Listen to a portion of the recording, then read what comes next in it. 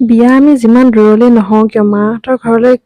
যেতিয়াই নাযাওঁ কিয় কিন্তু মনটো সদায় ভাল লাগি গৈ থাকে মাহঁতৰ ঘৰলৈ যাম বুলি হয়নে নহয় কওকচোন বাৰু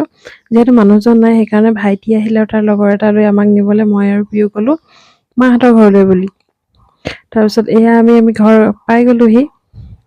আৰু ইফালে মায়ে একেবাৰে গেটৰ মুখতে আহি ৰৈ আছিলেহি যে আহিব বুলি ইফালে নাতিনীয়েকলৈ সঁচাকৈ কিমান যে ভাল লাগে বিয়া হোৱাৰ পিছত এনেকৈ আহিলে মানে ঘৰৰ মানুহখিনি ওলাই আহে ৰৈ থাকে আমাৰ কাৰণে তাৰপিছত এয়া এনায়েকৰ কোচত পিও তাৰপিছত আকৌ সেইজন নতুন মামীয়েকক পাই তাই কিমান সুখী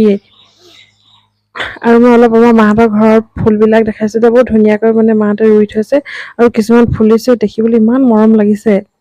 তাৰপিছত আকৌ সন্ধিয়ালৈ আমি আমাৰ ওচৰতে আৰু এজনী বিয়া হৈছে মানে তালৈ আহিলোঁ মামীয়েককো লগত লৈ আহিছোঁ আমাৰ বাৰ ফুলনিখন চাওক কিমান ধুনীয়া ইমান ডাঙৰ দেখিলেই ভাল লাগে তাই আকৌ একেবাৰে ঘৰৰ কাষতে বিয়া হৈছে দেই সেইকাৰণে মানে সদায় অহা যোৱা কৰি থকা হয়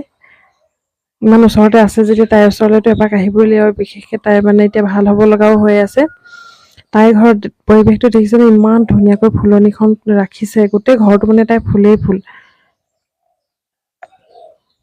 আৰু এইখিনি কৈছিলোঁ ভিতৰত থকা দেই ভিডিঅ'টোহে নহ'ল তাৰপিছত তাই ভিনদেউৱে কিবাকিবি পকৰা চকৰা বনাই মেলি আমাক চাহ খোৱালে পৰা ধুনীয়াকৈ চাহ খাই ল'লোঁ আৰু ওচৰতে থকা আমাৰ ভাইটিৰ লগৰে ল'ৰাটোৰ মানে অকণমানি এটি আছে তাকো লৈ আহিলে তাইৰ লগতো পিউৱে পূৰা খেলিলে এনেদৰে দিনটো গ'ল